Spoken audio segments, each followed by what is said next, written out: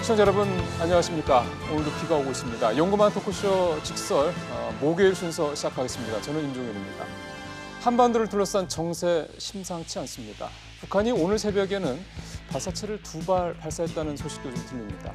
지난달 말에 트럼프 미국 대통령과 김정은 북한 국무위원장의 깜짝 만남, 여기에 문 전 대통령도 있었습니다만, 그래서 비핵화 협상에 대한 기대감이 상당히 높아졌는데 북한의 오늘 이 행위가 앞으로 어떤 영향을 가져올지도 좀 살펴봐야 될 것 같습니다. 오늘 저희가 핵심으로 준비한 얘기는 그제 있었던 러시아와 중국 군용기의 도발입니다. 우리 공군이 즉각 대응을 하고 일촉즉발의 상태까지 갔었다고는 합니다만은 러시아도 그렇고 중국도 그렇고 그냥 단순히 핵튜닝 차원으로 볼 문제는 아니라는 해석들이 많이 나옵니다. 최근에 여러분 잘 아시는 것처럼 일본의 경제 보복 상황 속에서 북한, 중국, 러시아의 이런 상황들까지 이렇게 되면 이 삼각관계가 상당히 깊어지는 걸까요? 반면에 한미일 공조는 좀 느슨해지는 거 아닙니까? 이런 우려들 나오고 있습니다. 오늘 이런 부분들 정확하게 오늘 전문가 세 분과 함께 진단을 하고 해법도 우리가 어떻게 대응해야 될지 찾아보는 시간 준비를 해봤습니다. 오늘도 여러분들 의견 듣습니다. 문자당 100원의 유료 문자 샵 3698로 의견 주십시오. 궁금하신 분들은 여기서 풀어내볼 수 있도록 하겠습니다.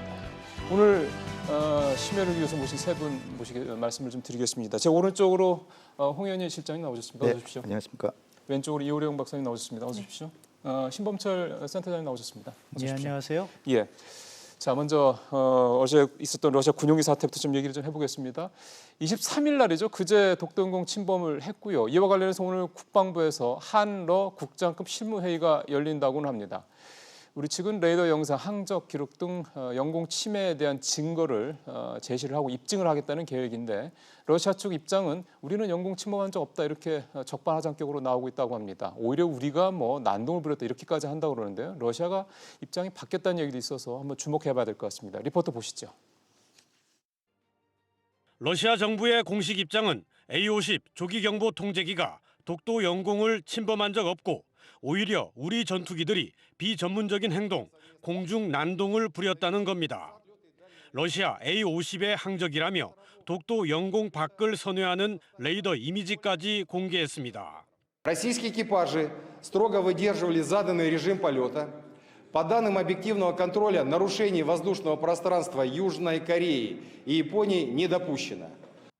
하지만 우리 군 레이더상에서는 러시아 A-50이 분명히 독도 영공을 2번 모두 7분간 침범했습니다. 우리 합참격인 일본 통합망료부가 공개한 러시아 A-50의 항적도 우리 군의 것과 똑같습니다. 군은 레이더 기록, 조종사의 교신 녹취 등 당시 상황을 보여주는 객관적 자료들을 다수 확보하고 있다고 밝혔습니다. 군은 오늘 한러 국장급 실무 협의가 열리면 이런 자료들을 바탕으로 영공 침범 사실을 확인하고 재발 방지를 촉구한다는 방침입니다. 하지만 문서로 또 구두로 독도 영공을 침범하지 않았다고 거듭 주장하고 있는 러시아가 이제 와서 말을 바꿔 영공 침범을 인정하고 사과할지는 미지수입니다. 예, 러시아 입장이 바뀌었죠. 처음에는 우리가 좀 잘못했다, 오작동이다 했다가 공식 입장에서는 그런 일 없다, 오히려 우리가 난동을 부렸다 이렇게 입장이 너무 정반대로 바뀌었습니다. 왜 바뀌었는지에 대한 얘기부터 일단 좀 풀어봐야 될 것 같습니다. 자, 우리 홍 실장부터 좀 어떤 생각하십니까? 러시아 입장이 꼭 바뀌었다기보다 일단 현재 있는 청와대와의 그 면담에서 한국에 나와 있는 러시아 대사관 무관 차석 대령이라고 그럽니다. 그러니까 선임이 아니고 차석이기 때문에 조금 공식 발언이라고 하기에는 좀 그런데 어쨌든 우리 정부의 기기 오작동이었던 것 같다. 좀 유감으로 생각한다 이렇게 얘기했다는 거죠. 그거를 청와대에서 발표를 했어요. 근데 사실 러시아 내부에서는 우리는 영공 침범한 적이 없다라고 일관되게 얘기를 했던 겁니다. 처음부터요? 네. 그러니까 우리 청와대가 조금 더 신중했으면 하는 좀 바람이 좀 있고요. 그러나 하여튼 러시아도 일관된 입장이 아니라 어쨌든 차석 무관이라고 할지라도 우리 정부의 대구 좀 기기 오작동으로 미안하게 생각한다는 식으로 얘기를 했으면 그게 저렇게 오만하게 얘기해서는 안 되는데 오히려 우리 탓을 하고 있어요.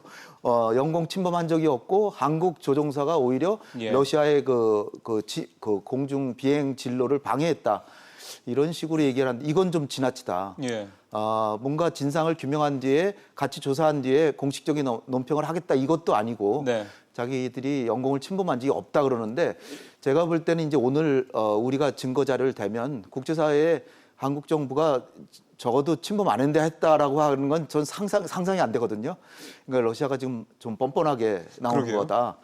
그러니까 우리를 좀 무시하는 행동인데 이거는 우리가 뭐 거기에 뭐 분노하거나 뭐 이럴 필요 없이 그렇죠. 증거를 명백하게 보여주면서 착오가 있었던 것 같다. 이제라도 좀 시인하고 향후에는 재발이 예. 없다는 걸 확실히 보장해 달라.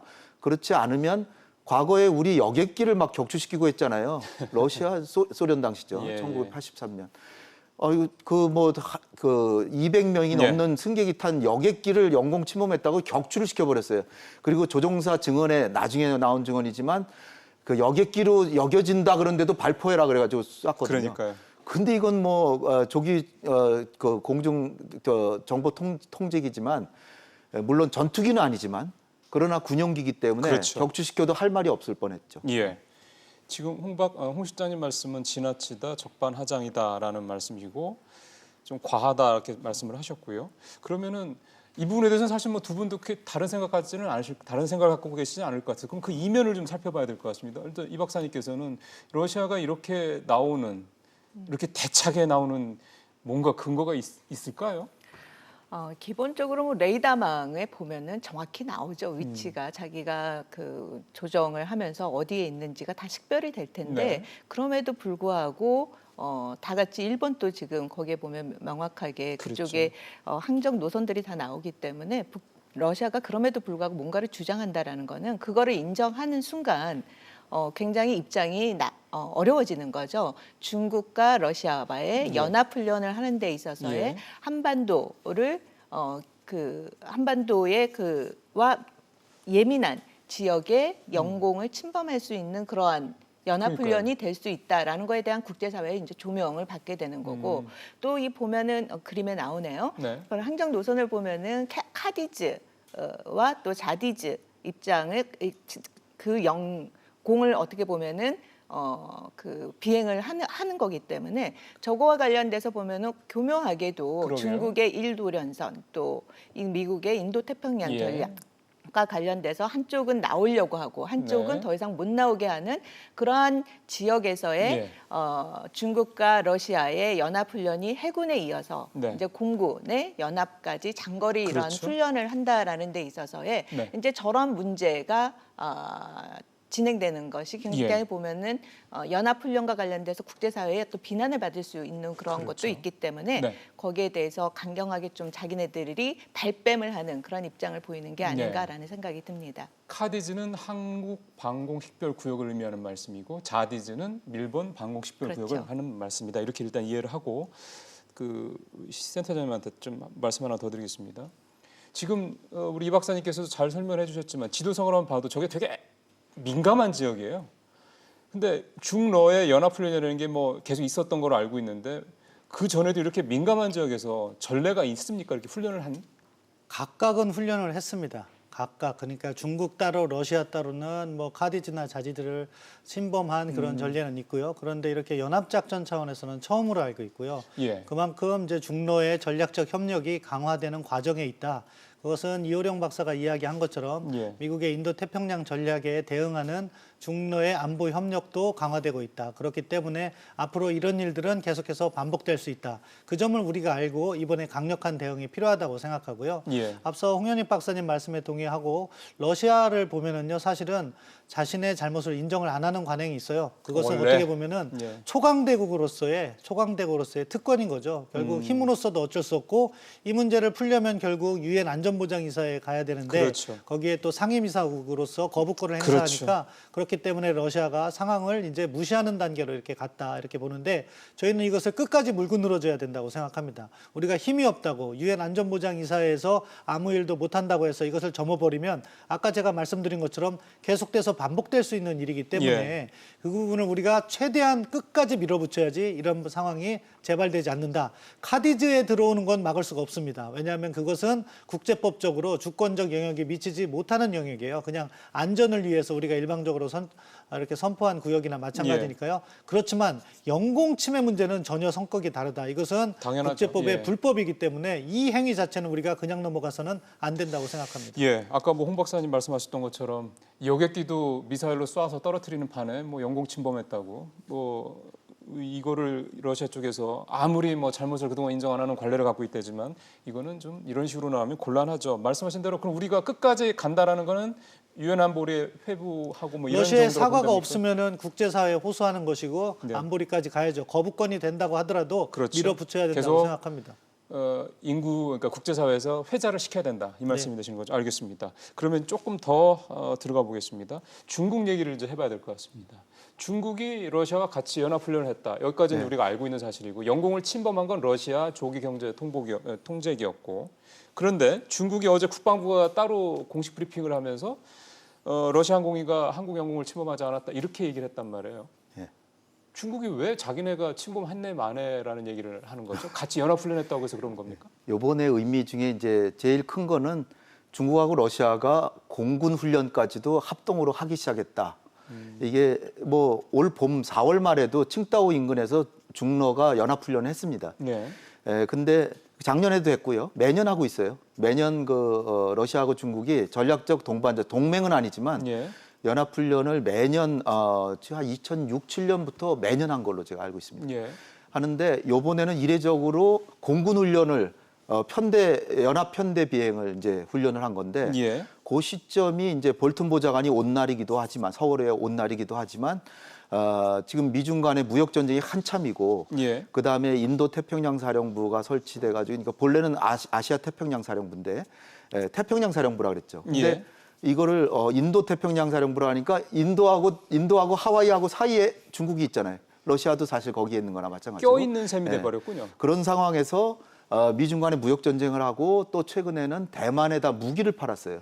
과거에 오바마 대통령이나 뭐 부시 대통령도 그렇게 대만에 무기를 팔긴 팔았지만 굉장히 아주 로우 프로필이라 그러죠. 소리 소문 없이 그냥 이렇게 조용히 팔고 이렇게 했는데 이번에 아주 그냥 보란 듯이 팔고 대만의 총통도 뭐 또 미국이 오라 그러고 뭐 이런 식으로 트럼프가 중국으로 봐서는 도저히 자기네가 주권의 내정 간섭이라고 할 만한 사항들을 많이 건드리고 자극을 한다 무역으로는 이거군요. 전쟁도 하고 그다음에 전략적으로 인도 태평양 이렇게 전략을 하니까 자기네는 벗어날 수 있는 게 결국은 이제 한국하고는 우호 관계는 갖고 있지만 예. 한미 동맹 상황에서 한국하고 뭐 이렇게 연합 훈련하거나 그런 건 전혀 아니잖아요. 그리고 또 하나 중요한 거는 북한이 중국하고 형식상으로 동맹이지만 북중 연합 훈련하는 거 보셨어요?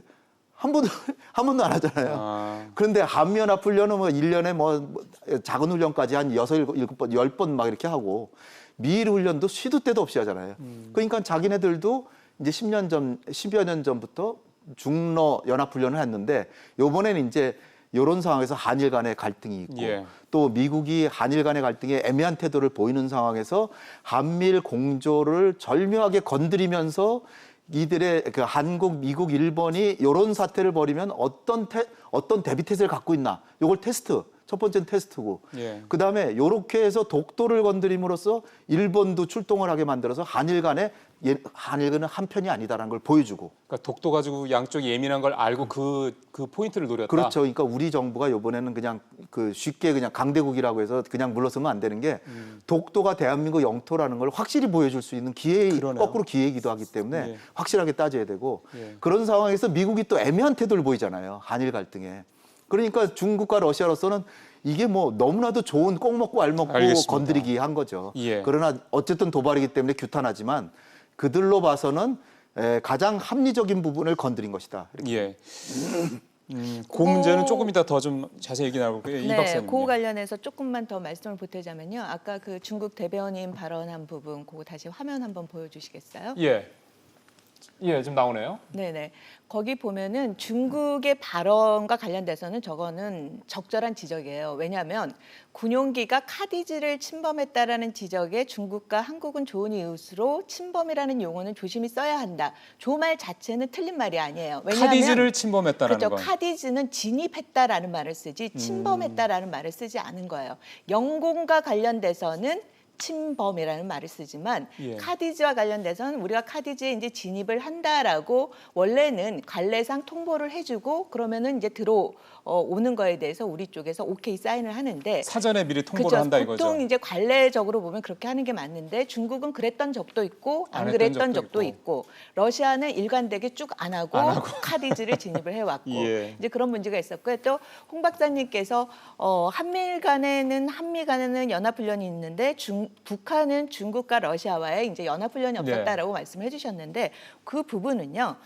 지금 북한이 대북 제재 그 결의안에 보면은 군사 훈련을 같이 하지 못하게끔 되어 있습니다. 그래서 중국과 러시아가 대북 제재 때문에 그렇죠. 중러 간에 훈련을 하는데 북한을 껴줄 수 없는 게 중국과 러시아도 그거를 바라진 않는 거죠. 제재 결의를 위반해 그렇죠, 가면서까지 그렇죠. 북한을 연합 훈련에 끌어들이지는 않는다라는 예. 뭐 그렇게 오해 말씀을 소지가 드리고 있을까 봐 저도 말씀드려야 되겠는데 예. 설명해 주시죠.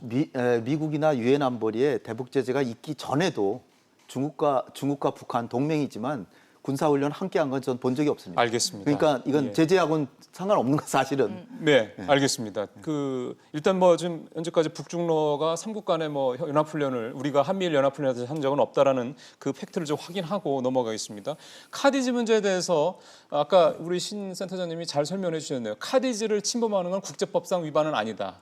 영국 뭐 침범이야 당연한 거고 그래서 이 박사님께서 그래서 카디지는 침범이 아니라 침해라는 진입이라는 표현을 쓴다 이렇게 이제 설명을 잘 해주셨습니다. 그러면 보니까 이제 이 마침 카디지 얘기를 우리 박사님께 해주셨기 때문에 그런데 박사님 중국은 아까도 뭐 사전에 통보할 때도 있고 안 할 때도 있고 러시아는 아예 원래부터 안 하고 근데 보니까 올해 카디지를 침범한 게 중국이 25번 러시아가 13번이라고 하는데 침범이라는 표현을 진입이라고 다시 표현을 바꾸겠습니다. 진입 이렇게 되는데 우리 입장에서는 침범이라고 해도 됩니다. 그래요. 어쨌든 알겠습니다. 이렇게 된다고 그러면 네네. 우리가 예를 들어서 중국의 그러니까 차디지가 되겠죠. 네네. 그다음에 일본의 자디지를 이를테면 진입을 해도 네네. 뭐 우리도 크게 뭐 항의를 받거나 이럴 필요는 없는 거 아닙니까? 우리는 그동안 국제관례법을 잘 따라왔죠. 우리는 만약 그런 적이 간다면은 뭐 미리 통보를 하고 오케이 하고 그리고 갔었지 그런 거를 이야기도 하지 않고 이렇게 그 전처럼 이렇게 무단으로 중국이나 러시아처럼 예. 행동은 하지 않았다. 그리고 일본 같은 경우에도 이번에 이런 그 중국과 러시아가 연합훈련을 하는 거 관련돼서도 예. 그 경고를 통신으로 경고를 한 것도 자디즈 우리 카디즈를 침입하지 않고 자디즈 안에서의 이야기를 했었죠. 예. 그런 측면에서 이제 국제 관례적으로 대부분은 진입을 하기 전에 이야기를 하고 그러고 들어오는데 주변 국가인 이 중국과 러시아는 그렇게 하지 않았고 2014년 이후에 이렇게 무단 진입을 해오는 수가 굉장히 증가하고 있다라는 점에 우리가 좀 유의를 할 필요가 있다라고 봅니다.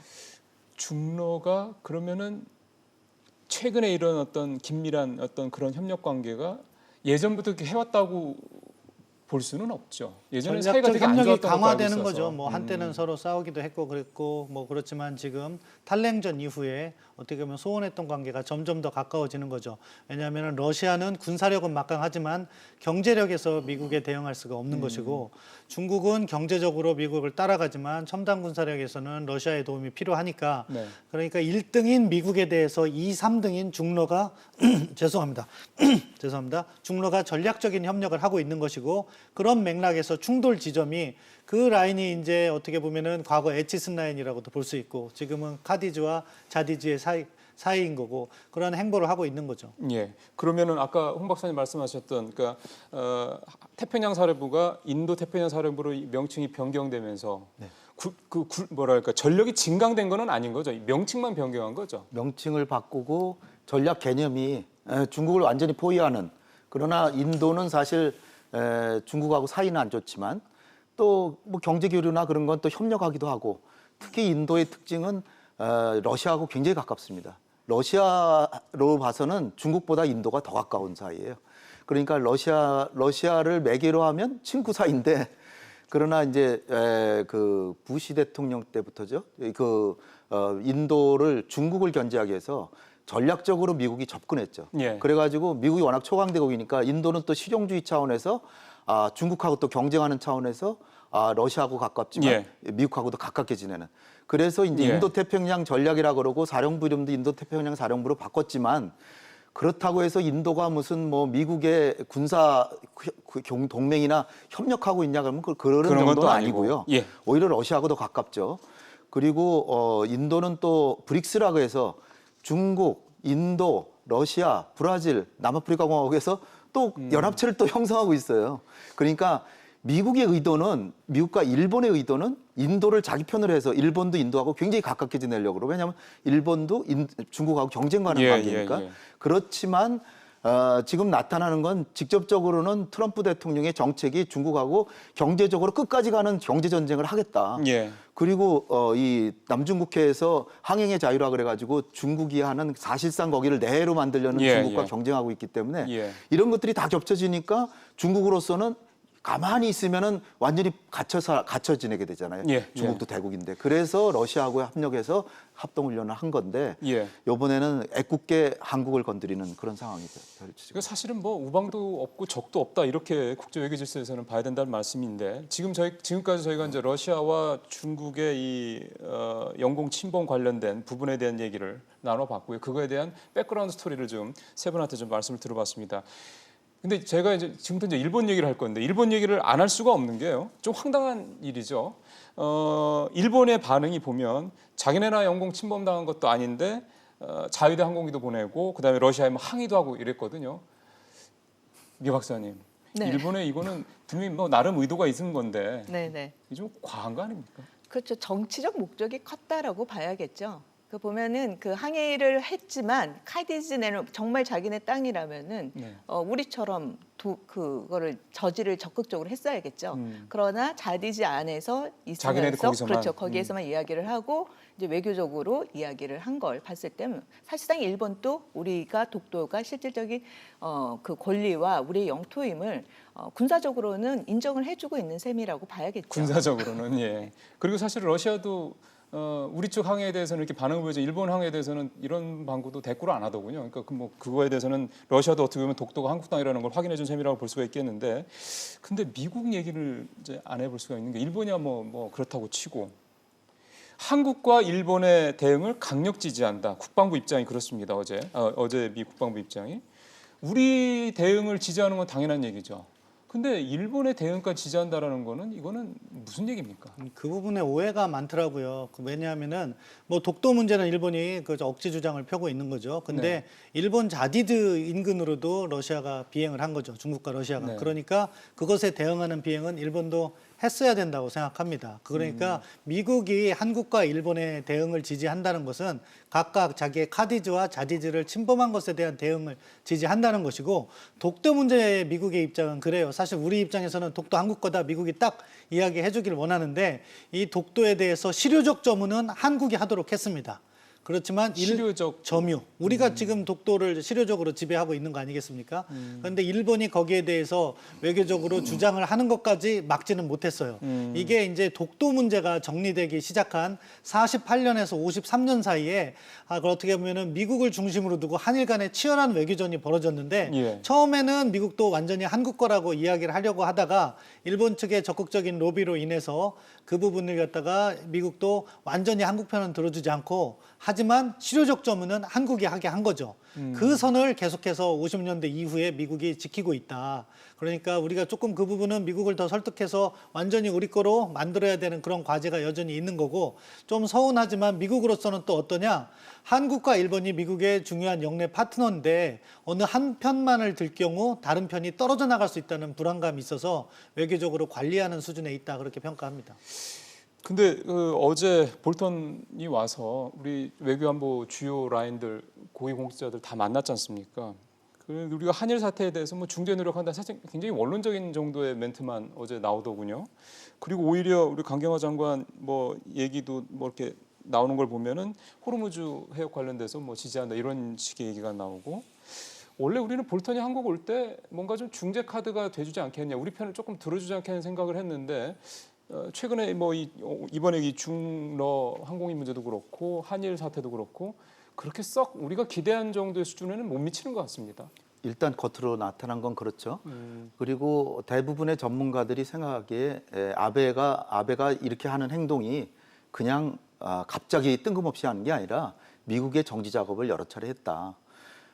사실은 제가 좀 역설적으로 느끼는 게 아베는 힐러리 클린턴과 트럼프하고 대선할 때 힐러리 클린턴 지지했어요. 지지했는데 제가 진짜로 놀란 거는 당선 발표 나자마자 이미 물밑에서 움직여가지고 트럼프를 당선자 신분으로 뉴욕에 가서 만나겠다. 그랬죠. 예. 그래가지고 그냥 오지 말라 그랬을 텐데도 그냥 가가지고 가서 엎드렸고요. 그 다음에 골프채를 들고 마라라고까지 찾아가가지고 골프 치자. 내가 당신을 위해서는 뭐 모든 시간을 다 두겠다. 그래가지고 골프를 여러 번 치고 일본에 왔을 때도 골프 치고. 근데 이제 우리 대통령께서는 이제 골프를 안 하시니까. 근데 하여튼 이런 외교가 이 한국을 치기 전에 미국의 정지 작업을 틀림없이 했다라는 게 대부분의 전문가들이 다 상강하는 거예요. 그렇기 때문에 우리가 이번에 볼튼이 와서 모든 걸 다 해결해 주리라 하는 건 좀 과잉기대였고 그러나 안 오는 것보다는 난 거죠. 왜냐하면 미국이 그냥 가만히 두고만 보고 있으면 아무래도 국력이 일본이 우리보다 센데 우리가 피해가 더 클 수 있는 상황이기 때문에 와서 좀 소극적이라도 중재 행위를 시작한 거는 좋은 건데 기대하는 게 너무 기대는 너무 컸던 것 같고요. 그리고 아직 아까 독도 문제 한 가지 이제 말씀드리면 사실 1951년에 이제 샌프란시스코 평화조약이 있었어요. 그때가 우리 대한민국은 북한하고 전쟁 중인 상태인데 미국이 정말 애석하게도 우리 대한민국은 일본과의 교종국, 일본에 대한 승전국으로 인정했으면 인정을 안 우리 했죠. 대표가 그 샌프란시스코 강화조약에 갔을 텐데 우린 참석을 못했어요. 그랬죠. 근데 이랬든 저랬든 그 초안에는 그 일본의 사실상 이제 평화조약을 맺는 거니까 일본이 앞으로 어떻게 한다가 이제 정해지는데 거문도, 제주도, 뭐 울릉도는 일본이 불법 점유하고 있으니까 한국에 돌려준다 이렇게 돼 있어요. 근데 초안에는 독도도 거기 명기가 돼 있었어요. 제가 역사적으로 고찰한 바에 따르면. 그런데 일본에서 어마어마한 로비를 해서 아베처럼 했겠죠. 아베처럼 해가지고 바싹 엎드리니까 그러면 독도는 빼주마 해서 빼준 겁니다. 그래서 저는 미국 외교관들 만날 때마다 미국이 이러한 책임이 있으니 독도가 당신들도 한국 땅이라고 생각했는데 당신들이 일본을 로비로 빼줬으니까 지금이라도 한일 간의 관계를 좋게 하려면 지금이라도 독도는 한국 땅인데 왜 일본은 자꾸 그런 야욕을 부리냐고 그런 이 포지션을 정해라.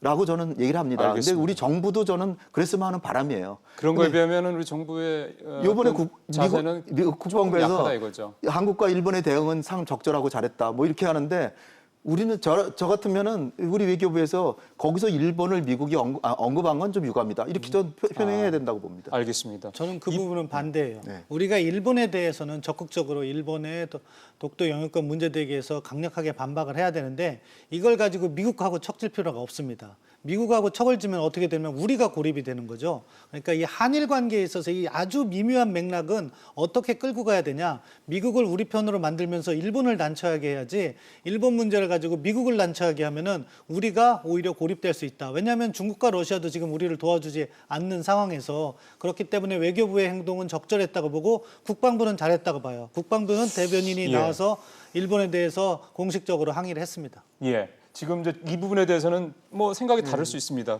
그래서 제가 한 말씀 더. 이 조도라는 것도 있잖아요. 조도라는 것도 미국이라고 하는 나라가 그렇게 책임 있는 강대국처럼 행세를 하면서 조도 문제도 제가 따져보니까 청일전쟁 때 강제로 일본이 뺏어간 거예요. 조도를 뺏어갔어요. 그다음에 2차 대전 이후에 전순국이에요, 미국은. 전순국이면 패전국한테는 배상금도 물어가고 영토도 뺏어가는. 그리고 나서 오키나와를 점령했어요. 1971년에 돌려주는데 그때 조도는 본래 청나라 땅이니까 중국한테 돌려주겠다. 그러면 일본은 찍소리도 못해요. 그렇죠. 근데 그거를 일본한테 돌려주고 중일 간의 갈등의 기제를 만들어 놓고 시도 때도 없이 이용하는 거예요, 지금. 그리고 이제 뭐 조도 가지고 문제가 있으면 미일 동맹은 조도에 그 오키나와에도 적용된다. 이렇게 한마디 하고 굉장히 초강대국으로서 책임 있는 처신이 아니잖아요. 비겁한 변명들을 하고 우리하고도 있죠. 동맹이면서 어떻게 그렇게 처신을 합니까? 알겠습니다. 신범철 그냥 한 말씀 드리면 사실 그걸 국제관계를 보는 시각이 저랑 이제 다르신 거예요. 뭐냐면은 국제관계는요 사실은 명분도 중요한데 힘도 중요해요. 우리 편이기 때문에 그 주장을 하고 일본이 미국에 사실상 동맹에 준했기 때문에 일본에 준 거고 중국은 공산권이었기 때문에 안 줬겠죠. 그러한 현실적인 흐름을 알면서 우리가 이것을 이용하는 외교를 해야 된다는 거죠. 알겠습니다. 미국의 행동이 잘했다는 건 아닌데 우리가 나쁜 행동이라도 우리의 국익에 맞으면 이용을 하고 우리의 힘을 키워야 된다고 생각합니다. 알겠습니다. 알겠습니다. 두 분 말씀 충분히 아마 우리 시청자분들께서도 그래 홍 박사님 말씀도 일리가 있어, 우리 센터장님 말씀도 일리가 있어 하실 것 같습니다. 우리 이 박사님 말씀까지 듣고 이 문제 조금 정리해봤으면 좋겠는데 이 박사님은 최근에 이런 일련의 상황에서 미국의 어떤 모습 이런 것들이 좀 어떻게 보여지세요? 지금 보면 그 동북아 안보 환경이 굉장히 어떻게 보면 냉전 시대 때와 유사하게 흐르고 있는데 예. 또 틀린 점도 많이 있어요. 냉전 시대 때 같은 경우에는 네. 미국과 러시아가 경제가 이렇게 따로 독립이 되어서 사회주의 진영의 경제, 그다음에 자유주의 진영의 경제가 이렇게 따로 분리가 돼서 서로가 이렇게 엮이는 부분이 없는데 경제와 외교는 그렇죠. 따로 따로 이렇게 해서 군사랑 모든 게 이렇게 다른 이렇게 분리가 돼서 블록 간의 경쟁 체제였는데 예. 얘는 지금 모습은 비슷한데 경제 부분이 상호 연결이 되어 있다라는 거죠. 세계화 때문에 그렇죠. 그렇죠. 이제 그러다 보니까 많은 이슈가 각자 자국의 국익을 극대화시키면서 또 안보적인 측면에서는 일단 냉전 시대 때의 그러한 대립의 구도로 같이 가고 있기 때문에 어떻게 보면 굉장히 복잡다단한 환경 하에서 자기의 국익을 어떻게 자리매김을 할까가 굉장히 중요한 포인트인 거죠. 그러한 측면에서 우리의 외교 안보 환경, 경제 환경 이런 게 냉전 시대 때보다 굉장히 더 복합적으로 맞습니다. 더 어려운 환경에 처해 있다라는 거예요. 그래서 보면은 이제는 감정적인 이런 걸 떠나서 현실적으로 모든 걸 계산하면서 따지고 그 적정점을 굉장히 그 줄타기를 잘해야 되는 그런 시점이 아닌가라는 생각이 듭니다. 알겠습니다.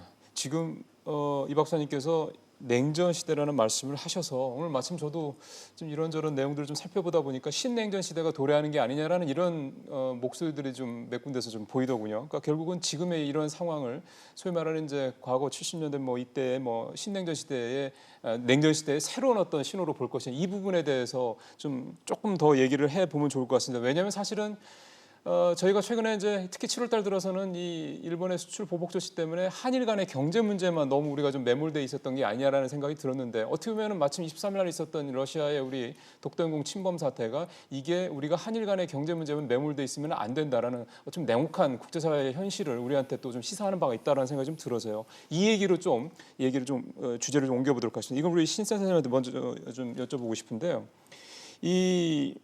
중국 시진핑 주석이 이제 6월달에 평양을 방문하지 않았습니까? 그에 앞서서 4월달이었나요?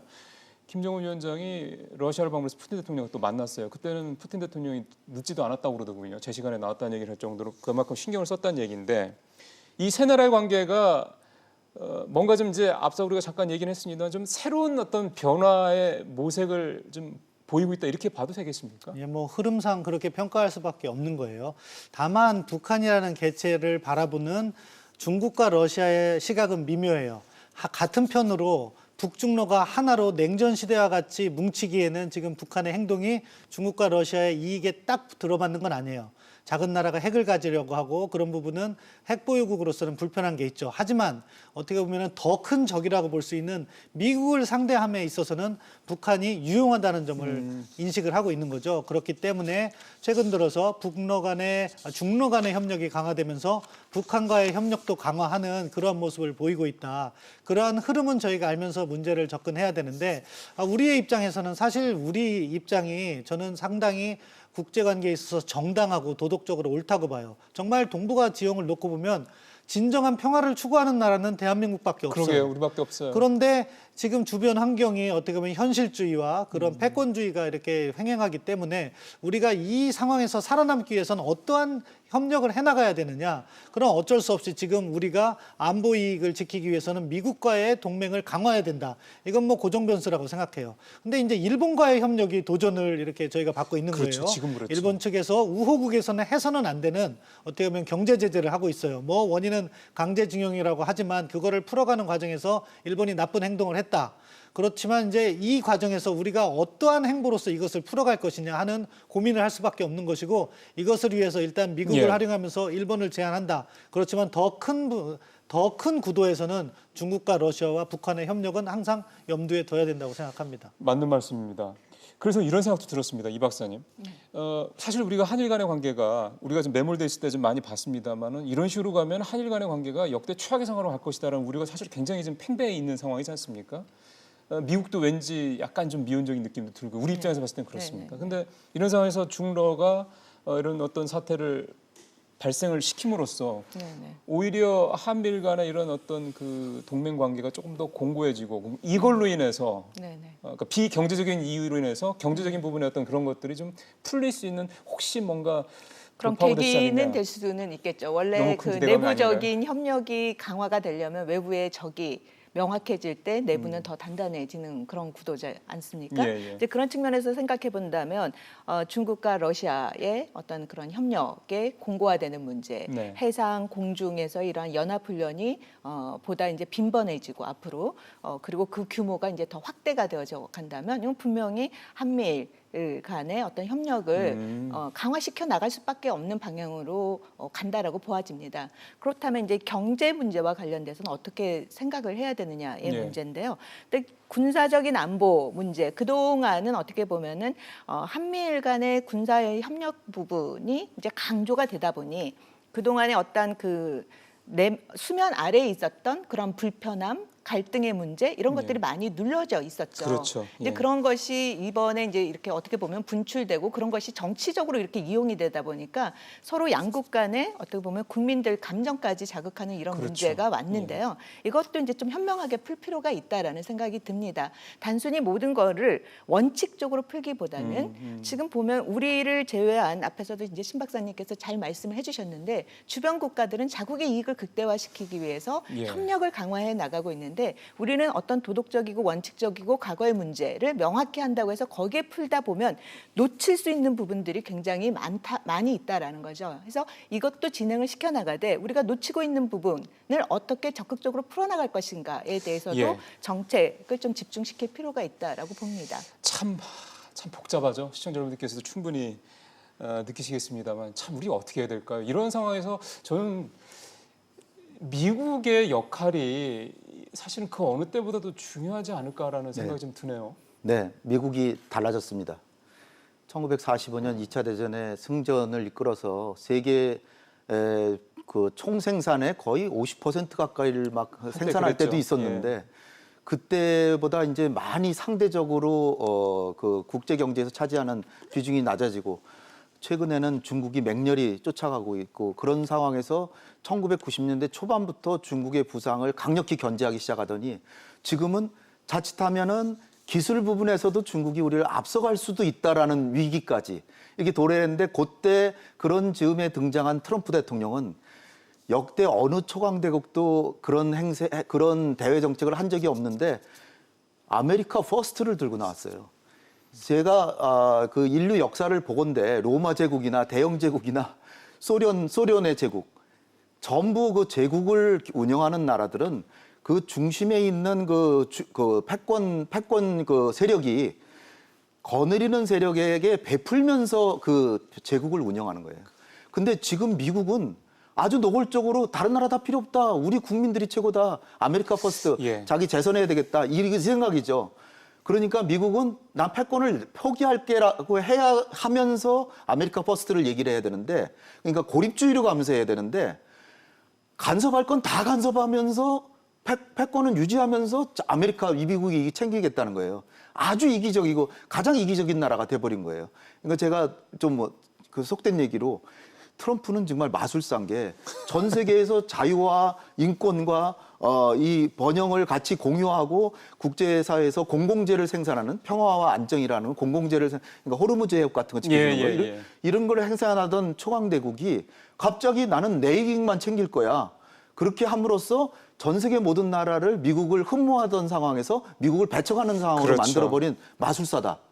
근데 아주 나쁜 마술사죠. 단지 딱 하나 북한하고 대화하고 그래도 북한하고 뭔가 핵 문제를 하려고 대화한다는 거 하나를 제외하고는 우리 입장에서 봤을 때는 예, 뭐 인종 문제, 뭐 인종 거의 차별주의자 비슷하게 하고 그다음에 뭐 예, 모든 알겠습니다. 무역 우방국에 대해 우방국하고 주로 많이 싸우잖아요. 그런 상황에서 예. 한미 간에도 방위 분담금 더 내라 부연 부담을 한참 더 하게 하면서 예.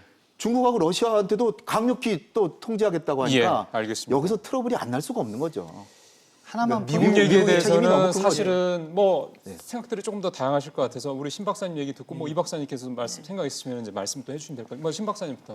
예, 뭐 미국이 잘못 세계를 운영하고 있다는 데는 저도 동의해요. 과거의 미국과는 다릅니다. 그렇지만 미국이 없는 동북아를 생각하면은 그거는 우리의 생존에 있을 때 상당히 치명적일 수 있으니까 그런 나쁜 미국이라도 끌어들여서 일단은 우리의 생존과 번영의 기반을 확보해야 된다. 그리고 시간을 벌면서 중로를 설득하는 과정이 필요하다. 저는 그렇게 중로를 생각합니다. 설득하는 과정이라면 우리에게란 말씀하시는 예, 그렇죠. 거죠? 중로하고도 우리가 대척점에 서서는 안 되기 때문에 무슨 이 말씀인지 상황은 알겠습니다. 뭐 어차피 정세가 변하지 않습니까? 지금 정세가 예. 10년 전과 달랐듯이 다음 10년이 지금과 달라질 수 있다는 기대하에서 우리가 우리 나름대로의 평화 외교를 계속해서 전개해야 되는데 그 기반에서 우리가 너무 평화만 강조하다가 우리 실력이 없어지면 안 되기 때문에 동맹도 강화하고 그런 여러 가지 요소를 갖추면서 평화 노력을 하자는 게 제 개인적인 생각입니다.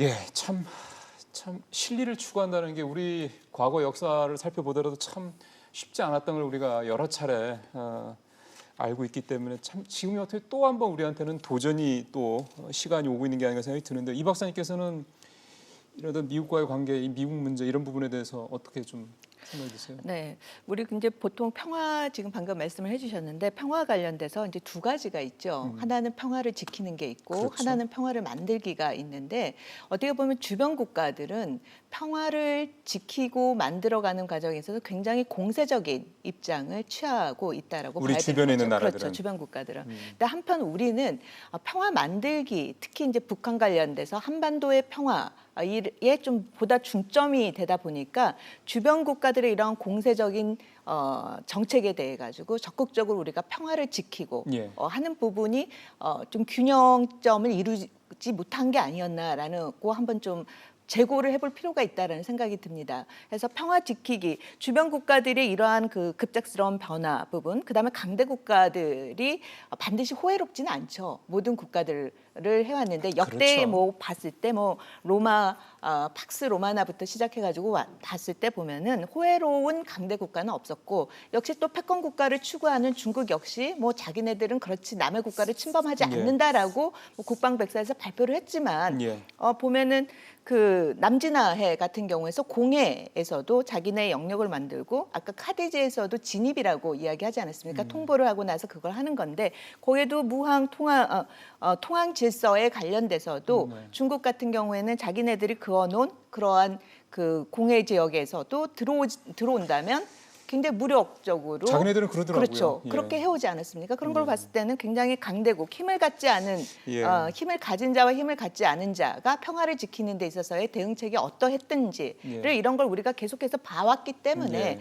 앞으로의 이러한 그 동북아 질서에서의 주변 국가들이 군사적으로 예. 굉장히 강화를 시켜 나가는 예. 데 있어서의 우리가 북한 문제 해결과 더불어 이 동북아 질서에서의 우리의 안보를 어떻게 지켜야 되는지에 보다 좀 중점을 두고 대응책을 마련해 나가야 된다라고 봅니다. 오늘 주제로 돌아오면서 제가 관련된 말씀 하나 더 드릴게요. 예, 좀 짧게. 예, 드리겠습니다. 미국이 그러니까 결국은 한국의 국가 전략상으로는 한미 동맹을 철두철미하게 하면서도 중국하고도 우호적으로 지내는 게 뭐 역대 뭐 박근혜 정부 때 이명박 정부 때도 마찬가지였어요. 예, 뭐 그거야. 예, 뭐. 그렇잖아요. 그런데 미국으로서는 그걸 용납할 수 없는 거죠. 그러니까 왜냐하면 우리가 중국이나 러시아와 친해지는 걸 용납할 수 없다. 그렇죠. 그러니까 아베가 우리 이명박 박근혜 문재인과 다른 것은 아베는 그냥 미국에 그냥 완전 친미로 내세우면서 그렇죠. 중국을 내가 대신 견제해 줄게. 그 대신에 우리가 자유권을 확대하고 예. 그 군대를 갖는 나라가 되도록 도와달라. 평화법을 개정하는 바꾼 거예요. 거를. 바꾼 건데 우리는 그럴 수가 없잖아요. 우리는 이미 군대도 갖고 있고. 그런데 그래서 한국이 애매한 정책, 미국이 보기에 애매한 정책을 하니까 그때 미국이 갖다 놓은 게 사드는 거예요. 예. 사드를 갖다 놓으니까 저 같은 사람은 굉장히 우려를 많이 표명했죠. 그런데도 미국이 밀어붙이니까 동맹을 택할래, 사드를 택할래, 뭐 이런 식으로 나오니까 할 수 없이 갖다 놨죠. 근데 아니나 다를까 중국하고 상당히 껄끄러워졌잖아요. 예. 엊그저께 중국의 국방백서에 사드에 대한 우려를 공식적으로 넣었더라고요. 표명했어요. 예, 그거하고 또 하나가 있습니다. 한일 정보보호협정. 이것도 우리 정부 지소미아 얘기하시는 거죠? 지소미아. 예. 지소미아 오늘 주제 중에 하나잖아요. 네. 그 지소미아가 사실 3년 전인데요. 딱 3년 전에 저는 굉장히 지소미아 체결하는 걸 반대했습니다. 왜냐하면 이게 일본이라고 하는 나라가 미국을 통해서 준 동맹국이지만 예. 독도에 대해서 야욕을 갖고 있는 이상 이게 어디에 우리 군사협력국이냐.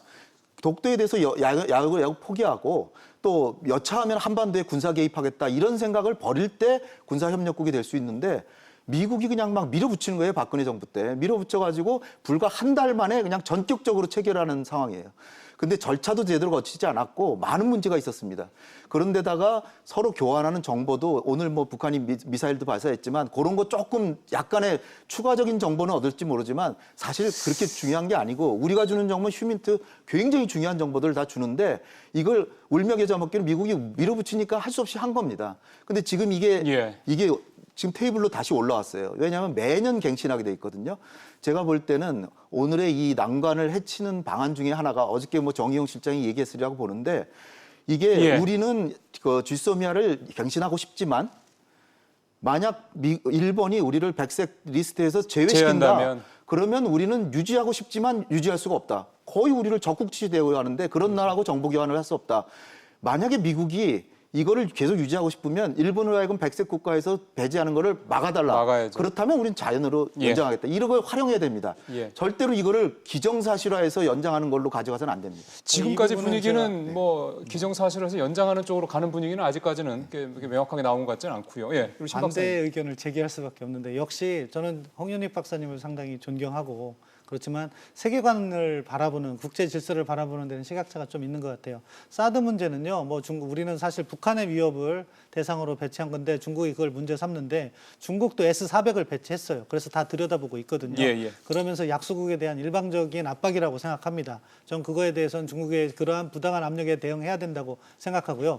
지소미아 문제는요. 우리가 지소미아가 엄청난 뭐 정보를 주고받는 그거라고 생각하는데 뭐냐면은 일반 정보를 주더라도 다른 나라한테 유출하지 않겠다는 그런 합의예요. 우리가 20나라 넘게 지소미아를 맺고 있어요. 그런데 이것을 갖다 우리가 협상 레버리지로 사용한다? 그럼 그것은 무엇이냐? 뭐 일본의 부당한 압박은 확실하고 그것에 대한 대응을 해야 되지만 미국에 대한 설득 논리는 아니라는 거죠. 지소미아가 별로 효과가 없을 것이다. 한미일 협력의 전제가 되는 중요한 거긴 하지만 지소미아 자체는 제가 A라는 국가고 홍윤희 박사가 B라는 국가인데 우리가 군사 정보를 교류하면 이호룡 박사라는 C라는 국가한테 유출하지 않겠다는 약속이에요. 그러니까 그것 자체가 마치 뭐 엄청난 것이다 이렇게 착각해서는 안 된다고 생각합니다. 알겠습니다. 다른 나라하고 지소미아 비슷한 걸 러시아하고도 하고 다 했는데 중국은 안 했습니다. 근데 다른 나라는 북한을 상대한 가상적으로 그리고 있지 않아요. 근데 지소미아는 북한을 상정해서 이걸 정보 교류를 하는 거고 이거는 대한민국 역사상 북한을 대상으로 한일 간에 이렇게 협력하는 거는 어느 정부도 한 적이 없습니다. 근데 박근혜 정부가 했기 때문에 저는 이번이 좋은 기회라고 생각해요. 오히려 이번에 제가 만약에 백색 국가 리스트에 제외하면 파기해야 된다고 좀. 알겠습니다. 거기까지 말씀 듣겠습니다. 지금 사실 저희가 이제 이 얘기에 결국은 우리가 지금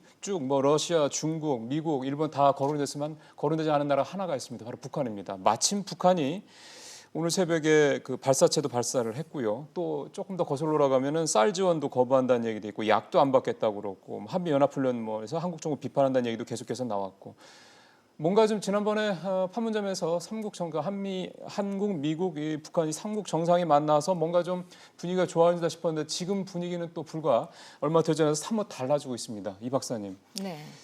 북한의 이런 어떤 요즘의 모습을 어떻게 우리가 좀 이해를 해야 될까요?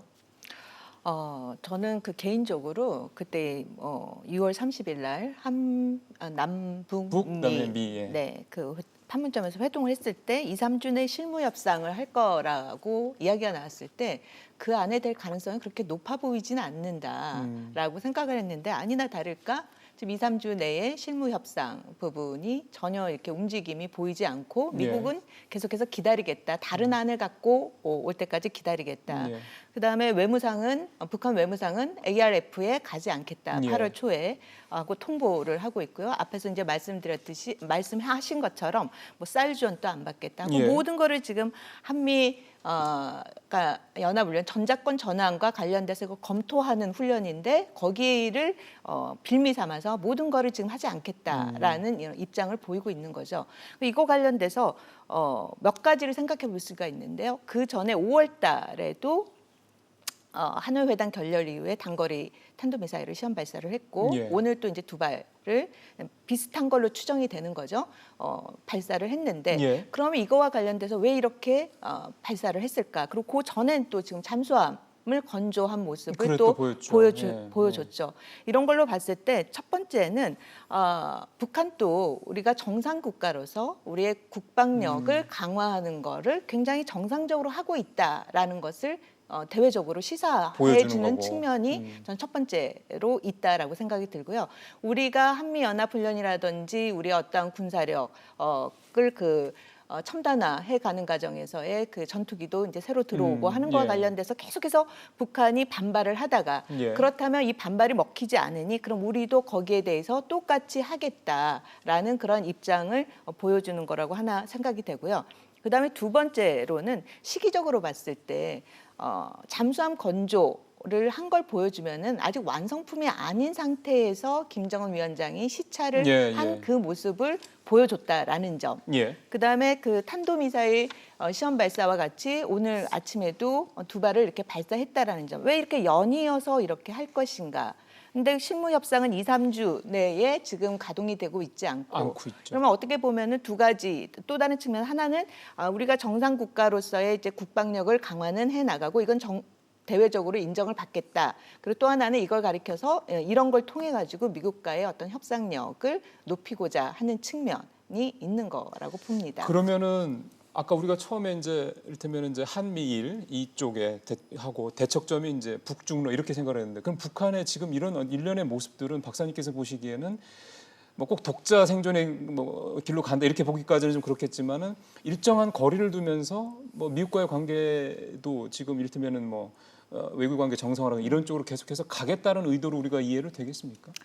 어떻게 보면 북한이 지금 보면은 외교 관계가 그 전과 다르게 굉장히 활발히 하는 그렇죠. 것처럼 보이지만 김정일 시대와 비교해 봤을 때 주변 4개 강대국들과 다 정상들을 다 만나지 않았습니까?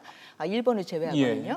그럼에도 불구하고 보면은 굉장히 외교적으로 더욱더 고립된 상황이 아닌가라는 생각이 들어요. 역으로요. 네, 그렇기 왜냐하면 때문에 그렇게 더 하는 거다. 그렇죠. 수단으로 보면은 사실상 재원이 없는 거예요. 비핵화와 관련돼서 정말로 이거를 협상으로 시킨다라고 했을 때 네. 본인의 미래상이 어떻게 될 것인가, 북한의 미래가 어떻게 될 것인가에 대한 아직 자신감이 없는 거라고 봅니다.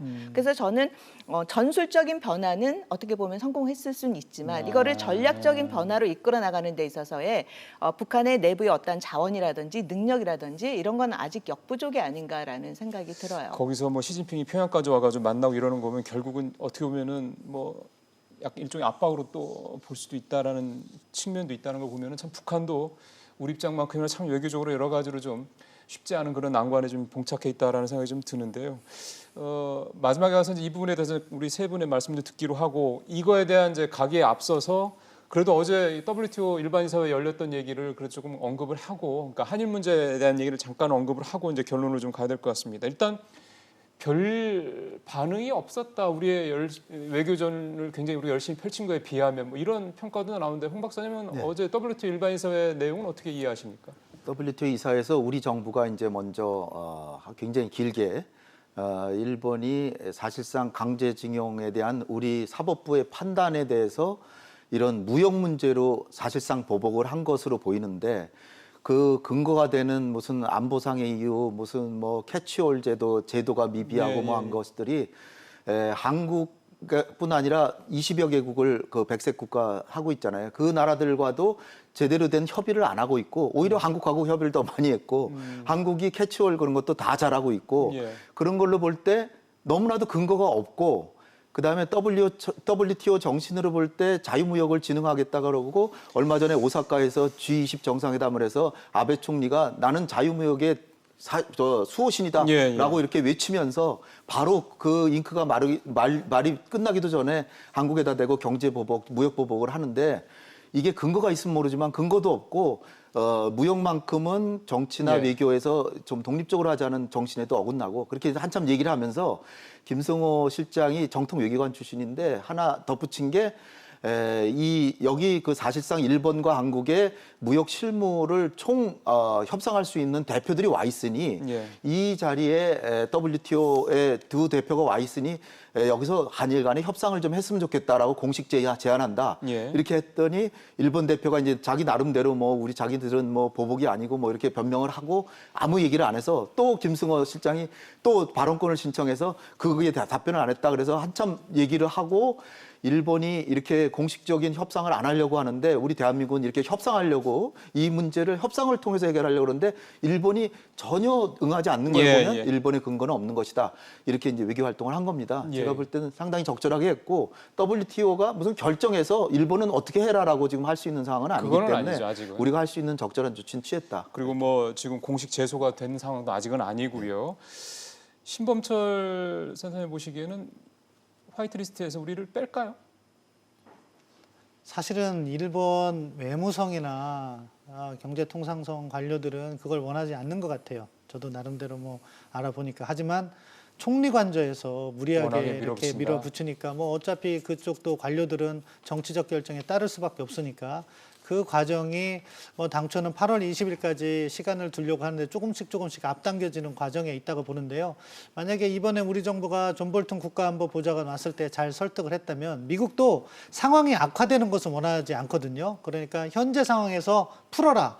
일본은 추가적인 제재를 하지 말고 한국은 아마도 강제징용과 관련해서 뭐 일본과의 합의를 어떻게 할 것인가 안을 준비해라. 이런 식으로 우리가 잘 설득했다면 예. 일본이 화이트리스트 배제는 하기는 쉽지 않다. 그럼에도 불구하고 아베 총리가 워낙 밀어붙이니까 그 가능성은 배제할 수 없다. 그렇게 봅니다. 알겠습니다. 뭐 시간이 뭐 당장 뭐 내일 발표한다, 오늘 발표한다 이런 건 아니긴 하니까 일단 좀 지켜봐야 될 텐데. 그 앞서도 잠깐 이 박사님한테 여쭤봤습니다만 이런 상황에서 중러 이런 뭐 영공 침범 이런 사건도 좀 있었고 뭐 일각에서는 뭐 대일 특사를 뭐 이제 보내야 되는 게 이런 얘기도 좀 있고 전반적으로 이 부분에 대한 박사님 생각은 이렇게 좀 풀었으면 좋겠다라고 생각하시는 게 있으시면요. 일본의 주장이 좀 억지죠. 아까 그 화이트 리스트 국가 잠깐 보여주시겠습니까? 예, 예. 그 보면은 북한의 아이템들이 많이 들어가 있죠. 저기 보면 스웨덴, 스위스, 예, 예. 독일, 뭐 이탈리아의 물품들이 다 북한의 사치품으로 들어가 있고 네네네. 또 일본의 물품도 북한에 많이 들어가 있을 만큼 저 화이트 국가의 27개국이라고 저 제시한 국가들이 예. 정말 화이트일까에 대한 의문을 던지고요. 저런 걸 갖고 지금 정치적으로 굉장히 이용을 해서 어떻게 보면은 비핵화 문제와 관련돼서 주변 국가들의 협력을 합치점을 이끌어서 쭉 진행을 해 나가야 되는데 그 전에는 일본이 육자회담을 통해서 납치자 문제 갖고 이 문제를 푸는 데 있어서 굉장히 어려움을 주더니만은 이번에는 예. 이렇게 통상의 문제를 갖고 이거를 제기를 한 거죠. 근데 제가 봤을 때는 미국도 이 화이트리스트 문제를 갖고 한일 간의 관계가 나빠지는 게 굉장히 부담일 그러면, 거라는 생각이 들어요. 예, 예. 특히 그 미국 내에서도 전문가들 사이에서도 삼성전자와 하이닉스는 화웨이랑 예, 틀리다. 예. 이 부분은 예. 굉장히 지금 강조하고 있지 않습니까? 그리고 오히려 이런 것이 결국은 일본이 예. 이런 걸 주장을 하게 되면 누구한테 덕이 되냐. 결국은 예. 중국한테 덕이 그렇죠. 된다. 예. 이런 부분을 강조하고 있기 때문에 이거와 관련돼서는 일본의 정치권들이 이제 좀 현명한 선택을 해야 되는 거죠. 맞습니다. 예. 저희가 시간이 한 2분, 3분 남았는데 짧게 이제 우리 세 분한테 오늘 이 전체 우리가 했던 신냉전 시대가 오는 게 아니냐라는 얘기까지 우리가 나왔기 때문에 한 말씀씩 간단하게 우리가 외교적으로 어떻게 이 부분에 대해서 대응을 해야 되냐면 각 부분의 생각을 짧게 한 말씀 듣고 오늘 좀 이 부분은 마무리를 하도록 하겠습니다. 우리 홍 박사님부터 좀 짧게 한 말씀 해주시죠. 일단 오늘 아침에 북한이 이제 미사일 발사했는데 저는 이게 이제 단거리거든요. 5월 4일, 5월 9일 날 발사한 거나 거의 유사한 그걸 했는데 북한의 발사보다 더 중요한 건 미국이 트럼프가 어떻게 반응하냐가 더 중요해요. 예. 트럼프가 그건 뭐 이번에도 또 통상훈련했나 보다. 우리 대화는 계속된다. 그러면 사실 아무것도 아닙니다. 왜냐하면은 저는 북한과 미국이 지금 협상을 하고 있다라고 봐요. 예. 트럼프가 며칠 전에도 친서가 오고 갔다 그랬어요. 예, 예. 이게 김정은의 친서가 아닐지라도 협상은 하면서 이거 가지고는 안 되니까 또 이게 저런 돌출된 행동을 하는 건데 만약에 트럼프가 이거 별거 없다라고 하면 그냥 넘어가는 예, 거고 예, 협상은 되는 거고 단지 이제 8월 2일 날 ARF에서 외무장관이 만나려고 그러는데 이 경우가 안 올지 모른다는 얘기가 나와서 조금 더 지연될 수는 있겠어요. 근데 더 중요한 것은 제가 볼 땐 쥐소미아를 연결해서 미국을 통해서 일본을 통제하고 또 하나는 지금 볼튼이 와가지고 중동 지역에 지금 파병 요구했는데 예. 제가 볼 때는 보내야 된다고 봅니다. 알겠습니다. 일본보다 더 빨리 보내서 오히려 우리 예, 대한민국의 원유가 70%가 오는데 우리도 기여를 하고 예. 그 대신에 일본에 대해서 미국이 좀 예, 영향력을 예. 행사해달라. 이거 두 개를 잘 활용하면 이 문제는 이 한일 관계도 해결할 수 있다고 봅니다. 호르무즈 해협에 우리 군을 파병해야 저는 된다고 보내야 된다고 알겠습니다. 거기까지는 우리 홍 박사님 의견을 들었고요. 우리 신범 예, 뭐 저 오늘의 짧게 한 이슈로 말씀 짧게 드리겠습니다. 말씀드리면 일단 뭐 카디즈 침범 문제는 저는 결국 중국과 러시아를 억제하는 건 우리가 막는 게 어렵고 미국이 중국이나 러시아에 대한 정찰을 강화해야지 막을 수 있어요. 자기들이 미국이 공세적으로 나올 때 그 원인을 우리가 카디즈에 자꾸 들어가면 어렵겠구나 하는 그런 쪽에 역으로 우리가 미국과 협력할 부분이 있다고 생각합니다. 미국의 역할이 더 중요하다 이 말씀이시죠? 그렇죠. 예. 그리고 뭐 지금 일본 문제는 결국 미국을 통해서 일본의 행동을 중단시키고 우리 나름대로의 해법을 구사해야 된다. 북한은 네. 핵을 포기하지 않으려는 노골적 의사를 점점 더 드러내고 있기 때문에 우리 정부도 조금 더 현실적인 대안을 강구했으면 좋겠습니다. 알겠습니다. 거기까지 우리 신 박사님 말씀 듣고요. 마지막으로 이 박사님은 네, 어떻게 우리가 좀 두 분 외교적으로 다 대응할까요? 많이 좋은 말씀 많이 해주셨는데요. 이 외교적 문제를 푸는 데 있어서 그거보다 더 위가 더 중요한 거죠. 정치적인 의지가 중요한 것 같습니다. 정책 결정자들이 이 문제를 풀어가는 데 있어서 외교적인 현안을 푸는 거는 결국에는 정책 결정자들이 어떠한 그럼요. 의지를 갖고 그것을 외교적으로 문제를 풀어가느냐가 중요하기 때문에 그 부분에 있어서 좀 감정적인 부분이라든지 어떻게 보면은 현실적인 그러한 대안과 뭐가 더 우선을 해야 되는지에 대한 좀 우선순위를 정해서 접근을 해 나가는 방법을 좀 취했으면 좋겠습니다. 알겠습니다. 참 복잡다개집니다. 일본하고의 문제만 해도 사실 머리가 아프고 골치 아픈데 이제 여기다 중러 뭐 등가 해가지고 이 뭐 신냉전 시대 열린다 이런 얘기까지 나오니 상당히 복잡할 것 같긴 합니다. 복잡한 거는 사실 좀 어떻게 보면 단순하게 보는 게 오히려 현명한 해결 방법이 될 수도 있을 겁니다. 이번 사태에 대해서 정부가 냉정하게 일단 바라보면서 흔들리지 않기를 기대를 해보겠습니다. 오늘 세 분과 말씀 나눠봤습니다. 홍 박사님, 이 박사님, 신 박사님 말씀 잘 들었습니다. 고맙습니다. 감사합니다.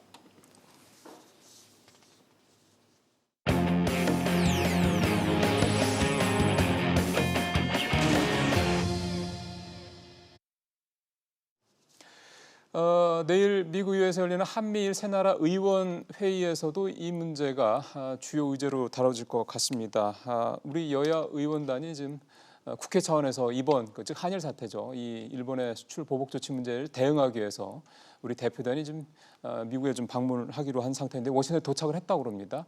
어떤 역할을 할지, 어떤 계획들을 갖고 미국에 갔는지 얘기 좀 들어보시겠습니다. 정세균 전 국회의장을 단장으로 하는 여야 의원 대표단이 워싱턴에 도착했습니다. 한미일 의원회의 참석을 계기로 미국은 물론 일본 의원들을 상대로도 일본 수출 규제 조치의 문제점을 전파하기 위해서입니다. 수출 규제 조치는 잘못된 것이기 때문에 그런 부분도 지적하고 그래서 일본 측의 동의를 구하는 한편 미국 측의 지원을 받을 수 있도록 최선의 노력을 다할 것입니다.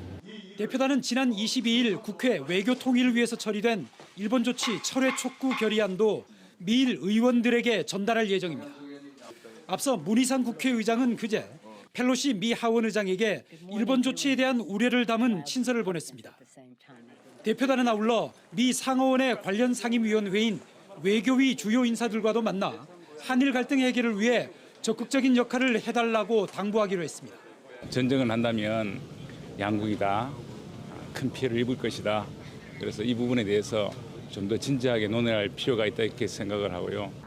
이런 가운데 미 연구기관인 전략국제문제연구소는 한일 갈등을 내버려 둬서는 안 된다며 미국이 오는 9월 유엔 총회에서 한일 정상회담을 주선해야 한다고 제안했습니다. 네, 중요한 뉴스만을 콕 짚어서 살펴본 이슈 따라잡기 이 내용부터 시작을 해서 오늘 좀 들어가도록 하겠습니다. 오늘도 김수민 시사평론가 모셨습니다. 평론가님 어서 오십시오. 네, 고맙습니다. 리포트에서 보셨습니다마는 사실은 뭐 정치권에서 가야 되지 않냐라는 얘기들은 뭐 처음부터 있어 왔고요. 그래서 네. 가긴 가는데 성과 문제는 좀 생각을 해봐야 될 것 같습니다. 네, 그렇습니다. 한미일 3국의 의원들이 대화를 하게 되고 이제 일본의 수출 규제에 대한 얘기들을 나누게 될 텐데요. 근데 조금 우려가 되는 것은 이미 미일 의원 간의 대화는 이루어지고 있었다는 것이죠. 그리고 한편으로는 이제 한국과 일본 의원 간의 대화는 조금 부진한 편이었고 그래서 조금 늦게 가담한 것이 아니냐 네. 이런 측면에서는 조금 우려가 됩니다. 물론 그 사이에 정부든 국회든 물밑에서 미국과 대화를 하고 있었다면 뭐 그것은 그만큼 상쇄를 할 수 있었겠지만 조금 시점이 다소 늦은 게 아닌가 하는 그런 아쉬움이 좀 있고요. 시기적으로 좀 늦었다. 네, 미리 좀 미국을 먼저 가서 일본 의원들을 만나기 전에 미국도 한번 만나고 예, 양자 간 대화를 좀 했었어야 한다는 생각이 듭니다. 이거는 이제 좀 우리가 미국이나 일본보다 뒤처지는 측면이 있는 것이 예. 미국 같은 경우는 대통령제 국가고요. 일본은 의원 내각제 국가입니다. 의원은 그 일본에서는 의원이 정치를 주도하기 때문에 그렇죠. 의원 외교가 굉장히 일상화되어 있다고 볼 수 있고요. 미국은 대통령제지만 의회의 권한이 굉장히 강합니다. 예전에 한미 FTA 협상 때도 보면은 미국 의회가 수시로 개입해서 협상을 지휘하다시피 했거든요. 예. 그래서 의원 외교라는 측면에서 한국이 미국, 일본보다 뒤처지는 그런 것이 있고 이번에 조금 늦게 대응하는 듯한 이 모습에서 예, 그 사례가 드러났다고 봅니다. 그러니까요. 뭐 내부적으로 뭐 싸우느라고 좀 밖을 좀 못 본 상황이 아니었냐 그런 생각도 드는데 조금 내용 세부적으로 좀 들어가 보면은요. 지금 뭐 정치권은 우리 계속 얘기했습니다만 친일 논쟁 계속해서 그 벌어지고 있는 상황인데 그 자유한국당 민경욱 의원의 모습이 되게 네. 좀 이상하더라고요. 좀 튀더라고요. 무슨 얘기냐면 SNS를 통해서는 이제 문재인 대통령이 뭐 이를테면은 뭐 친일파다, 대통령이 부친이 뭐 친일파더라 이런 식의 얘기를 올리는가 하면 네. 또 일본 대사관에 가가지고 또 독도는 우리 땅 하면서 1인 피켓 시위도 하고 그런단 말이에요. 그렇습니다. 소녀상 옆에서. 이게 사실은 잘 이렇게 연결이 안 돼서요. 어떻게 네. 봐야 되죠? 이게 자유한국당이 현재 어떤 국민들이 보기에는 친일 정당으로 좀 비춰지고 있어요. 그 친일이 어떤 의미인지는 떠나서 계속해서 일본과의 협상, 타협을 주장을 하고 있고 또 문재인 정부가 너무 반일이다, 감상적 민족주의다 이런 공격들을 자유한국당에서 최근에 해왔었죠. 근데 사실 생각해 보면 한국의 보수층이라고 하는 시민분들도 반일 감정을 갖고 계신 분들이 대단히 많습니다. 그럼요. 예. 네, 그리고 대구 경북이라고 하는 자유한국당의 지지 기반을 봐도 대구 경북 같은 경우는 그 행정구역에 독도가 포함이 되어 있거든요. 아, 그렇죠. 예, 그래서 대구 경북의 정치인들은 한 번씩 지방의회가 독도에 방문하는 것이 굉장히 일상다반사처럼 되어 있는 예, 그런 측면이기 때문에 우리가 이제 친일은 뭐 보수고 반일은 진보다 이렇게 인부법적으로 생각을 할 수가 없는 거였죠. 근데 최근 들어서서 이제 자유한국당 당론은 일관되게 일본과의 협상 그리고 문재인 정부가 너무 지나치게 강경 대응했다라고 하는 것이었지만 자유한국당 의원들의 의견이 다 일치할 수는 없는 것이고 저도 한번 이걸 눈여겨보고 있었어요. 누군가는 반일 구호를 들고 나올 텐데 그것이 누구일까? 근데 홍준표 전 대표는 일단 아니었습니다. 네, 협상해야 된다라는 취지였는데 예. 민경욱 의원이 네, 나서게 된 것이고 민경욱 의원 입장에서는 뭐 조금 유추를 해보자면 추측을 해보자면 예전에 공영방송의 아나운서 앵커이기도 했었죠. 예. 예, 그런 것들을 감안했을 때는 뭐 그때 이제 사실은 한국의 어떤 국민의 정서를 고려했을 때 그 공영방송 앵커라든지 그 보도 태도는 좀 주로 반일적으로 가기 쉬운 그런 측면이 있었을 텐데 네. 그런 부분도 좀 작동하지 않았나 싶고요. 그러면은 지금 자유한국당에 이렇게 씌워지고 있는 그러니까 이건 뭐 여론조사를 보면은 네. 나타나고 있으니까 소위 말하는 그 어떤 그 친일 프레임을 좀 벗겨내기 위한 일종의 그러니까 개인의 자격으로 간 걸 수 있겠지만 사실은 네. 어떻게 보면은 자유한국당 역할 분담. 차원에서 누군가가 네. 나서서 이렇게 하는 그런 모습으로 봐야 된다. 그렇습니다. 그리고 자유한국당 입장에서도 친일 대 반일의 구도에 묶여 있으면 불리하기 때문에 그렇죠. 사실 그건 불리한 거죠. 지금까지는 우리 보고 친일파라고 부르는 거는 지나친 어떤 선동이다 이런 식으로 접근을 해왔다면 민경욱 의원을 기점으로 해서 그리고 독도 문제를 기점으로 해서 야당이 여당에게 정부에게 너희가 친일이다라고 역공을 취하기 시작한 이 전환점이 바로 민경욱 의원이 아닌가 싶습니다. 너희가 친일이다라는 건 또 무슨 얘기입니까? 예를 들어서 또 SNS에도 민경욱 의원이 글을 올려가지고 문재인 대통령 부친이 그 얘기 때문에 너희가 친일이다라고 네. 얘기를 하는 건가 보군요. 그쪽 선대인, 그러니까 돌아가신 부친을 얘기하는 거죠. 부친이 친일파 아니냐라고 역공을 취했습니다. 물론 이 문제는 검증된 바가 전혀 없고 이제 팩트만 말씀드리면은 문재인 대통령의 부친께서는 이제 흥남시청에서 공무원을 그 일제시대 하셨거든요. 네. 근데 이게 사실 회색지대입니다. 일제시대에도 보면은 고시 준비용 서적이 베스트셀러에 오를 정도로 예. 많은 사람들이 먹고 살기 위해서 취직하기 위해서 예. 또 공부해가지고 공무원이 되기도 했는데 그 공무원이 돼서 어떤 역할을 수행했는지 그것도 좀 알아봐야 될 것 같고요. 그런 식으로 따지면은 자유한국당의 그 분들의 그 선대로 따지고 보면 훨씬 더 같이 그런 역할이 걸려서 훨씬 더 많으실 텐데. 같이 드러날 수 예. 있는 겁니다. 그래서 예. 어떻게 보면 이게 같이 죽자 전술일 수도 있겠죠. 그래서 어떻게 보면 물을 타겠다, 희석을 하겠다 이런 의미도 되겠군요. 네. 알겠습니다. 뭐 근데 이번에 그 중러 앞서 이제 계속 그 얘기를 저희가 했습니다만 그 중러 얘기가 나오다 보니까 무슨 친중 프레임 뭐 이런 얘기도 나오고 그래서 네. 이거는 우리 시청자분들께서는 아니 그거랑 친중 프레임이랑 무슨 상관이야라는 잠깐 의문이 네. 생기실 것 같아요. 그러니까 예를 들면 일본의 현재 강경 대응하고 있는 거에 비해서 중국한테는 왜 그렇게 강경하게 목소리를 내지 세게 못하느냐. 못하냐. 네, 이번에는 이제 친일 대 반일 구도에서 빠져나오기 위해서 중국이라든지 러시아라든지 다른 나라들을 또 예를 드는 것이고 저는 뭐 뻔히 다음 수가 보이는 것이 북한, 미국에 관련된 잣대들도 나오게 될 겁니다. 그럼 연평도 포격 때는 왜 가만히 있었냐? 일본의 경제 전쟁 도발 정도에는 이렇게 강경하게 반응하면서 네 그런 식으로 이제 또 미국의 사드 배치 뭐 이런 것까지 다 끌어들여 가지고 이제 각 나라마다 어떤 정당별로 태도가 조금씩 다르지 않았습니까? 네, 네. 그 부분들을 이제 물론 민주당에서도 공격 카드를 준비하고 있을 거고요. 예, 그렇게 해서 이제 또 외교 문제를 통한 국내의 어떤 예. 정치 쟁점 이런 것들이 형성될 걸로 보입니다. 그러니까 결국은 친일 프레임이 겁나긴 겁나는 모양이군요. 지금 네. 야당에서는. 그러니까 그거를 벗어나기 위해서 자꾸 이런저런 것들을 좀 어떤 활동을 하고 있는 거다. 이렇게 좀 이해를 해도 되겠습니다. 예, 친북 프레임과 친중 프레임 네. 이런 것들을 거꾸로 자유한국당에서 동원할 것으로 보입니다. 그게 이제 이를테면 국민들한테 먹힐지 여부는 이제 뭐 여론조사나 이런 걸 통해서 저희가 네. 계속 중간중간 확인을 좀 해보겠습니다. 조국 청와대 민정수석이 이제 교체가 확실시 되고 법무부 장관 쪽으로 가는 이 부분이 좀 거의 이제 기정사실화 되는 모양입니다. 왜냐하면 네. 후임 얘기까지 좀 굉장히 구체적으로 나왔더라고요. 네. 일단 민정수석의 후임 얘기가 나왔기 때문에 민정수석 자리에서 조국 수석이 내려가는 건 기정사실화돼 있고 이번 예. 개각에서요. 이르면은 오늘이고 뭐 내일이라는 얘기도 있습니다. 아, 좀 먼저 이거 네. 그 내각보다 좀 먼저 할 모양이군요. 청와대는. 그렇습니다. 예.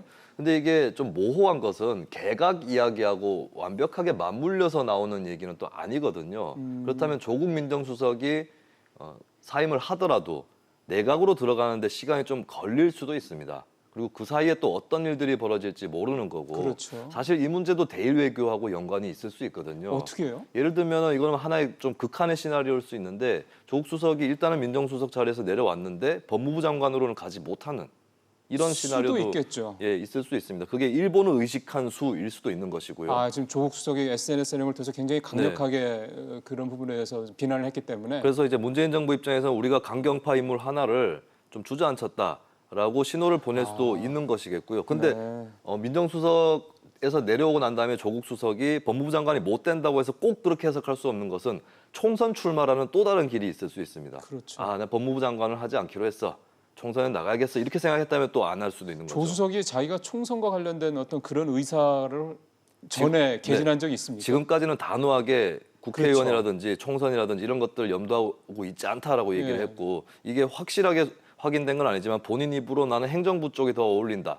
이런 얘기를 했다는 말이 있죠. 아, 그것도 확인된 건 아니고. 네, 근데 그게 사실이라면 더더욱이나 총선으로 나가지 않는다는 얘기니까요. 그러네요. 그리고 제3의 시나리오는 조국 수석이 원래 있던 자리 서울대학교 교수직으로 돌아갈 수도 있다. 그래서 지금 가능성은 굉장히 크게 열려 있고 이제 개각까지 그러니까 이번에 수석 교체와 개각까지 걸리는 시간이 길면 길수록 그 모호성은 더 높아질 것이다라고 봅니다. 어제 SBS 리포터를 보니까 뭐 8월 초중순 얘기까지 지금 개각 시점 이렇게 얘기가 네. 나오던데 그렇게 따지면 사실은 길다면 길고 뭐 짧다면 또 그렇게 얼마 안 되는 또 기간이 될 수 있어서 지금 평론가님 말씀하신 대로 여러 가지 좀 시나리오가 나올 수 있겠는데 그 사실은 조국 수석이 법무부 장관 되는 부분에 대해서도 좀 야당에서 잔뜩 벼르고 있다 이런 얘기도 사실은 있지 않습니까? 네, 그렇습니다. 물론 사실 야당 입장에서는 우리나라에서 장관은 국회에서 동의를 하든 말든 야당이 반대하든 말든 대통령의 인사권자의 재량이기 때문에 네. 어떻게 보면 자유한국당도 장관 임명되라. 앞으로 더 때려주겠다라고 때려주겠다. 더 좋아할 수도 있습니다. 근데 어쨌든 간에 문재인 정부의 대표적인 어떤 뚜렷한 성향의 인물이 바로 조국 수석이었기 때문에 그쪽으로 그 공격의 화살이 집중되는 건 당연한 것 같고요. 그리고 이번에도 단적으로 나온 얘기가 교체라는 그 낱말에 굉장히 신경을 곤두세우고 있어요. 교체. 예, 이거는 조국 수석을 경질해야지 교체한다는 것이 말이 되느냐. 예, 그래서 문재인 대통령에게 집요하게 조국 수석을 내릴 것을 자리에서 내릴 것을 지금 요구를 하고 있는데 사실 이제 정치권에서 이런 현상이 많이 있는데 내심으로는 계속 자리에 있어도 상관없다. 계속해서 때려주겠다라고 하는 그런 생각이 또 있을 수 있죠. 그렇죠. 만약에 이제 정말 그냥 교수로 돌아가면은 그렇죠. 한국당에서 그 당 차원에서 어느 특정 학교 교수를 가지고 몰아가기는 참 네. 쉽지 않은 김이 확 샌다고 볼 수 있겠습니다.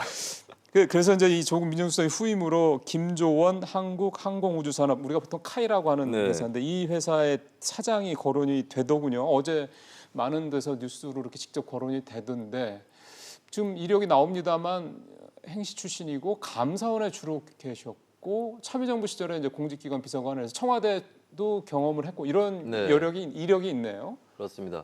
김조원 사장은 이제 공무원 출신이기 때문에 조국 수석과는 달리 단적으로 SNS 사용이라든지 이렇게 좀 도드라지는 행보를 걷지는 않을 것으로 예. 충분히 예측이 됩니다.